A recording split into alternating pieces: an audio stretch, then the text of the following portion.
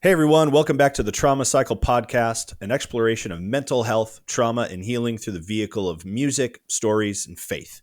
I'm Nick. I'm Derek. Trauma Cycle is an album that I wrote and released to process the trauma that I experienced during the treatments for my stage 4 nasal cancer, which were gruesome and aggressive. Now, I beat the cancer by God's help, and I'm working on beating the PTSD that followed. And in this podcast, we're going to discuss and listen to the whole album, listening to one song each week, talking about the painful stories behind the songs, looking for common threads that we all relate to, finding the ways that God heals and still wants to heal. I want everyone to know you don't have to be trapped inside the trauma cycle.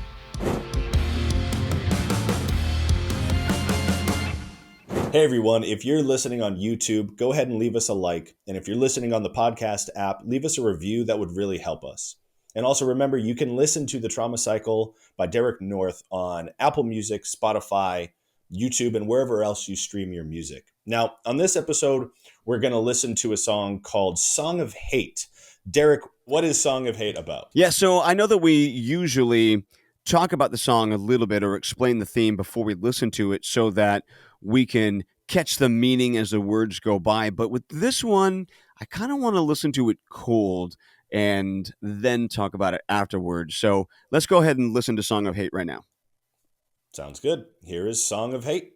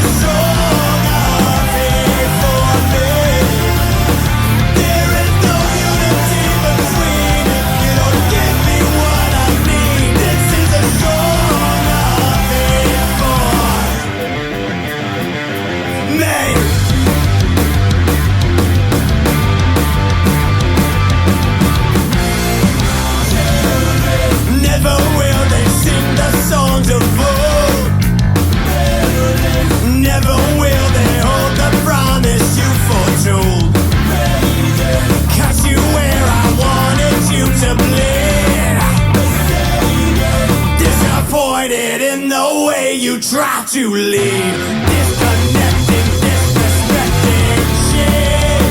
This is a song of hate for me. This is a song of hate for me. There is no unity between if you don't give me what I need. This is a song of hate for me.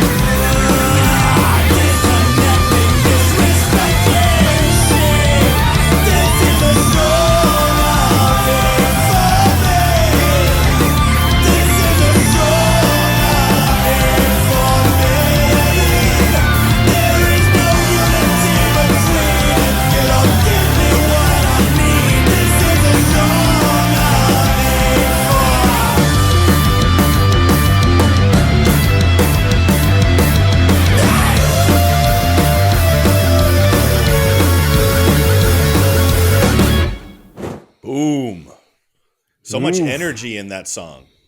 Yeah. It moves. It moves, baby. It moves. And that riff is tasty. That's Thanks. tasty. Yeah. I mean, coming out of one of the choruses to the guitar solos, like, come on, man. Yeah.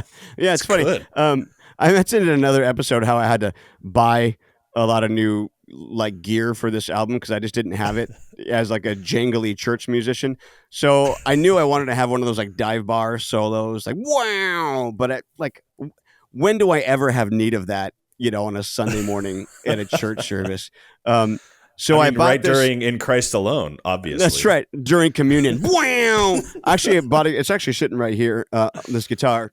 This is like a cheap. It's like a cheap Ibanez, and nice. Whatever. It's fine. Whatever.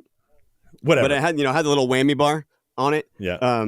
And I fully see like I don't know how to do. I don't know how to use this stuff. Right. I had to learn how to use it, and so by itself it would hang down, and I couldn't grab it in time. So to get to the solo parts. So here's on my volume knob. You can see I gaff taped like a little ledge thing on my volume bar. So the whammy bar sits right there close to it so I could access it because I'm a newbie at all of this stuff. And then there was one part where I pull the whammy bar out and I turn it around and I do this trick where you tap it against the strings and and you go down. Pew, pew, pew, pew, pew, pew, pew, pew, pew, pew, pew, pew, pew, pew, pew, pew. It was kind of cool. So this solo is sort of chopped up. I didn't play it in one take. A lot of the solos I would play in one take, but this one, because of all the, the different tricks, I did chop it up and use, because I couldn't pull this bar out and do all of that and then get it back in and then go back into the solo. But I saw somebody do that online. And I thought that was cool. I'm gonna rip that off too. I like it. Well, I mean, you can't tell that you haven't done that before on this album. That's funny. Like, you're ripping in this, bro, and I love it. Thanks. Okay, so this is the first song that I wrote for this project, and it came out of a really rough day at church. We'll talk about it a little bit more in a moment, but I came home, I was really angry, and this was, and it was just, I was feeling angry, and I just picked up my guitar, and I just turned on like everything loud, distortion, all the way to 11, and it was just like and I don't know, it came out of that. All right, so I mean, okay, at what point in your, like, how many years after? Let's timestamp it. Like, how many years after you got the all clear of cancer and you went back to work and stuff? Yeah, so I started writing this one within a couple of months of being back at work. So I might have actually not gotten the actual all clear yet, but somewhere within a couple of months of that, somewhere close. Okay. Not a year. It was in that time period where you're trying to get back to your life. You've been thrown back into real life and you're just like, oh, I'm supposed to do real life now. Everything's back to normal. Yeah, my brain is scrambled eggs. I'm normal. Yeah, it's fine. I'm fine. We're all fine here. But really, no. But really, I'm not. Yeah. And that's that season where I should not have been back at work, but I didn't know any better. My wonderful church, we didn't know any better. Yeah. And it was just a really hard time. Sure. I was living in that fight or flight response, where, like we talked about before, where, my brain was in this heightened state, of defending itself, fighting for itself the whole time. And it was, injured from these traumatic experiences. And so every small conflict would even produce, an overreaction of fight or an overreaction of flight. And I would run away and hide. Every other song I'm really singing from my own experience, but this song is not from my experience. I am not the one saying this is a song of hate for me. It's actually the wording of another person.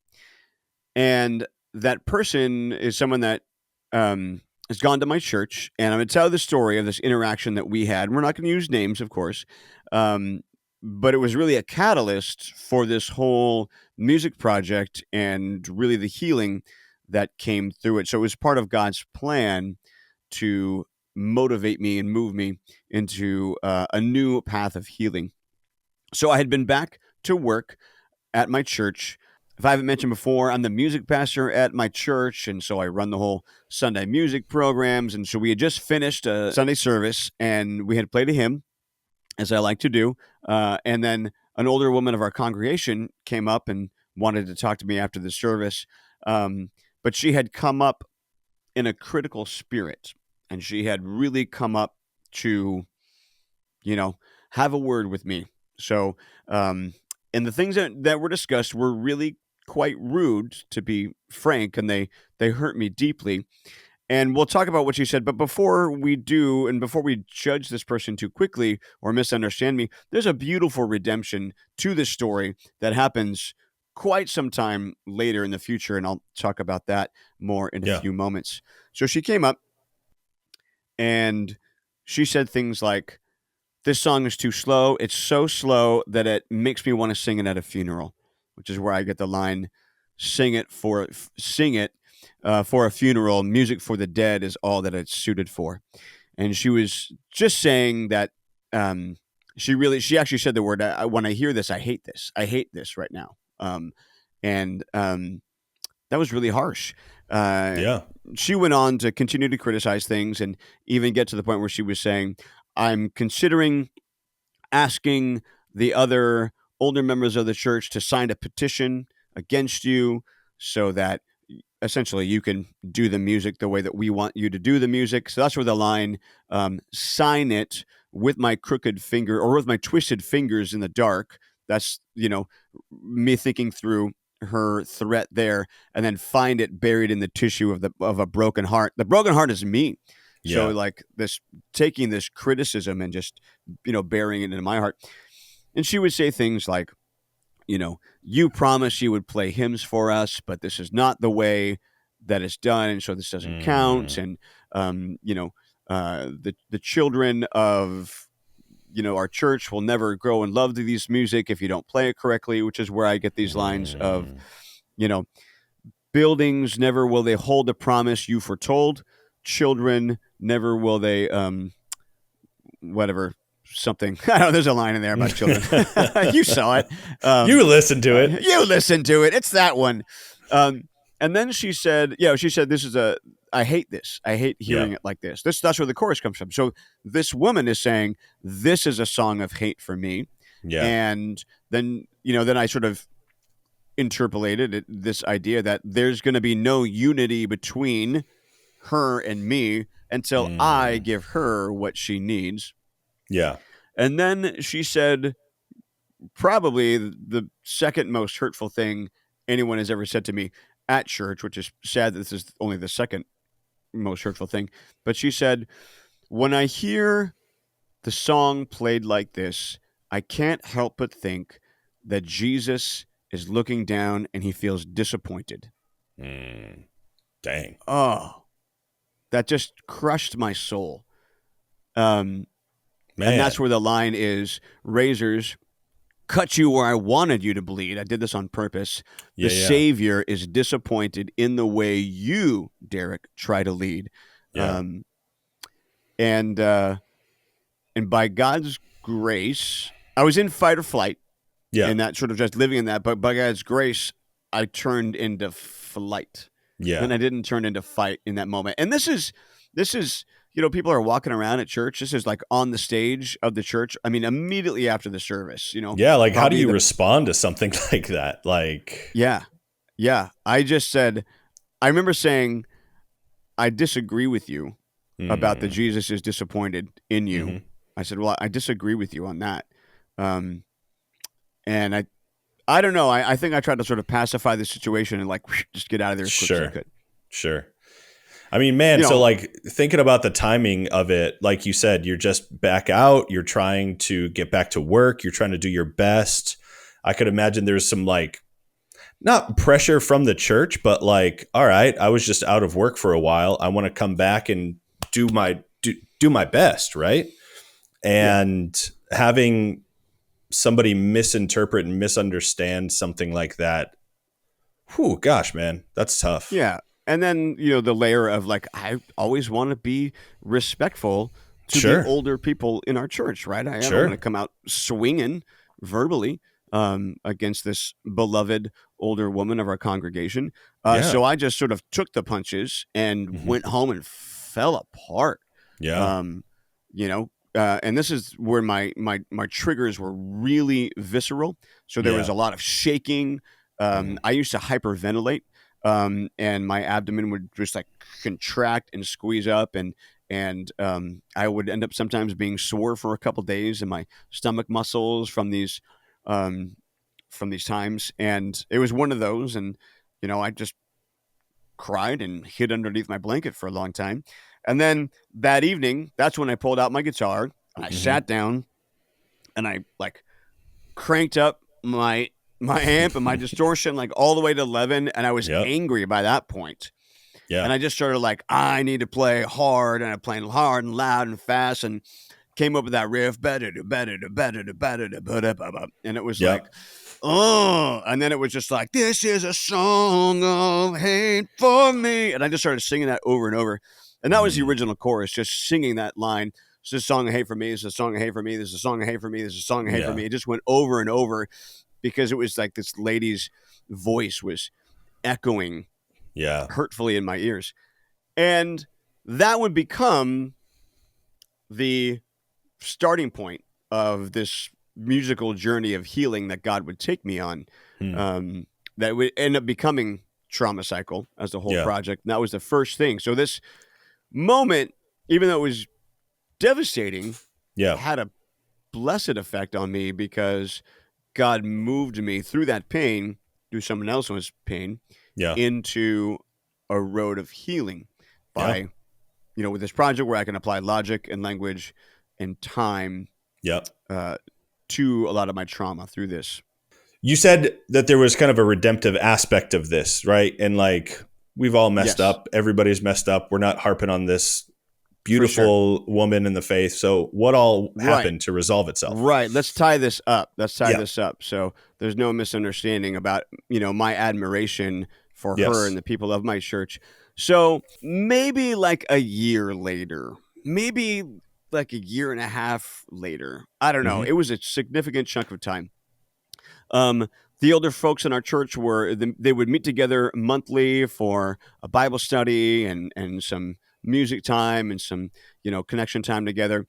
And it was during the summer months when my schedule is pretty light. And so I like to join them sometimes for that. So I joined them, and I think we were meeting outdoors one day, because it was like late spring and it was still nice. And I brought my guitar and had picked out some hymns, and we sat and sang together. And when the whole hour-long event was over, she starts walking up to me, and it was like, you know, I immediately, deflect their shields up. It's coming, you know, it's coming in hot. Look out. But she had come up in a totally different spirit, in a totally different place. She wasn't critical. She was somber and almost remorseful. She told me that she had just gotten hearing aids maybe 3-4 days a week before for the first time. And she's realizing now that for a long time, she has not been able to properly hear the music and melodies that she loved so much. She hadn't realized how significant her hearing loss was. And now that she had these hearing aids, she could hear better. And as we were singing together, she began to cry. And then God convicted her of her critical spirit and of her unkind words to me this year or more so before. So as she tells me all of that, we start to cry. And it just radically changed my whole perception of this song. Because the song was completed by this point. I'd actually, I think maybe I'd even started working on trauma cycle properly, or at least I had known that I was going to, at this point, record it all and get it all out there. Mm-hmm. And it totally reframed the song for me. Mm. Because now I understood how the song fits into the story of Trauma Cycle. You see, I was actually kind of embarrassed to put the song on here because I knew it would be misunderstood by the people who know me closest, and maybe they would think, oh, like, why is our pastor saying this is a song of hate for me? And I was just nervous about that. And I also didn't know how it connected to my trauma. Even though it came out of an event, it wasn't necessarily my trauma. It wasn't, it wasn't coming out of my cancer story specifically. It was someone else Sure. doing it to me. But that is actually the connection.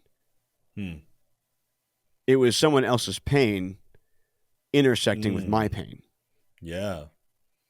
So that intersection, and kind of like, so she couldn't hear before, so she was missing information, and she was kind of taking that out on you, and kind of like in the last song, bleeding on them. It's kind of like that's what she was doing to you in this situation. So it's kind of the reversal of that last song.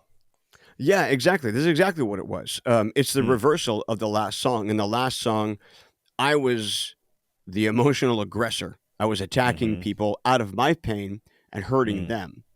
And then in this song, it's the opposite. She was attacking me out of her pain and hurting me. Our buddy, Eric Boldan, that we lovingly call Monkey. Shout out, He Monkey. was helping me. Shout out to Monkey.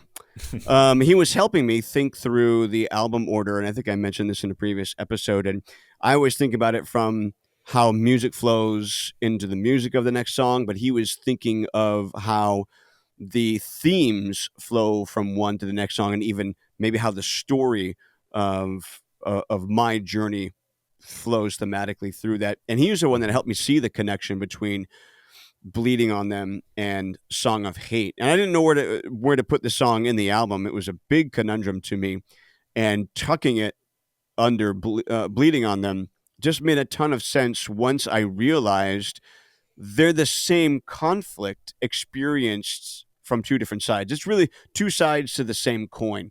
Yeah. I'm hurting someone else out of my pain, and then in this song, someone is hurting me out of their pain. Like you said, hurt people. And that's kind of, and it's ironic that it happens in the church, right? So like, I don't know, I think a lot of people nowadays have experienced a lot of church hurt. And I mean, it could be connected to different things, but I mean, specifically in these cases right here, where it's people's pains intersecting on each other, right? And it's like, my painful deficit is interacting with your painful deficit. How do we, I mean, I feel like as the church, we should be able to be that is the place where we can work through that together. And we need the tools to be able to do that. Right. And what I think is so beautiful about the story is it's an example of two broken people, myself and this wonderful other woman, who each have our own pain, who are each committed to our local church and to our walk of faith. And we intersected in our pain, and there was hurt there, but we both listened to God as he moved within us. And she came and she said she was sorry, and she owned up to her part of the mess. And I didn't let my heart get hard against her or hold a resentment against her. We are all people who need Jesus. We're all people that need grace from God, but from each other. And neither of us were perfect, and we showed grace to each other. And the reality is, so often we in the church can't find those beautiful moments, and there's a separation, and there's a brokenness. And that's some of the things that I experienced in the last song. Were relationships that, excuse me, are somewhat okay, but there's a bit of a separation as well. Yeah. With at least this story, there was what I would call full reconciliation. I mean, we came back together. We're totally good standings right now. I have total fondness and affection for her as being part of our church community and who she is personally. And we've had many pleasant, wonderful conversations on Sunday mornings after these events. Well, that's great that you guys were able to unify after, even in the line, there was that disunity line. Like through all of this, you guys came back to be unified. That's beautiful. Right. And in the song, what I call the pre-choruses, these little lines that happen right before the chorus, where it says disconnecting, disrespecting she. That's the only lines really from the song that are written from my perspective. That's me, you know, the perspectives can shift in a song, and that's me calling her out as she was disconnecting and she was disrespecting. And that's the word she is really the only context clue that it's about this other lady here. But what do we do when we have traumas intersecting or pain even intersecting? I don't know if this was trauma for her, but it was pain. Sure. How do we deal with that? Right. Yeah. And how do you, so it's not only like your own trauma cycle, but then it's like an overlap. It's like a chain, a trauma chain, like this big thing, right? So like each church kind of has its own, or community probably has its own deal. And so that's like a Venn diagram. It's a Venn diagram of like overlapping pain and trauma bubbles. Yeah. Well, and so I think that's why conversations and projects and podcasts like this can help people, because maybe they don't have huge amounts of trauma, but maybe they're interacting with a lot of people who have been traumatized, and it'll give them language and frameworks to be able to bear with each other. Right. Right. I think that there's a couple of takeaways we can get from this. One, as people in various communities, whether they're in a church community or a community of faith or other local organizations or just, different community groups, homeschooling or, PTA or whatever. Yeah. People are going to hurt your feelings. People are going to hurt you. People are going to speak to you out of their pain. Yeah. And that's just a shared common human experience. And we can work on being gracious, kind, and forgiving, as scripture says, to bear each other's burdens. And going through projects like this, podcasts like this, books and other things gives us a framework for kindness, even language for kindness as well. Derek, thank you for sharing your stories and your music with us. Everybody, make sure you join us again for the next episode where we continue to listen through and discuss the trauma cycle. Once again, you can listen to The Trauma Cycle by Derek North on YouTube, Apple Music, Spotify, and anywhere else you stream your music. And thanks to you, Nick, and Storycraft Productions, your company, just for all of your support and making this happen. Everybody check out Nick Casucci and Storycraft Productions on Instagram and YouTube. Thanks, Derek, and thank you, everybody that spent time with us. If you know anyone that is hurt or could be helped by these discussions and this music, go ahead and share it with them. Remember, there's always hope. There's always healing. You don't have to be trapped in the trauma cycle. Well, I'm trapped.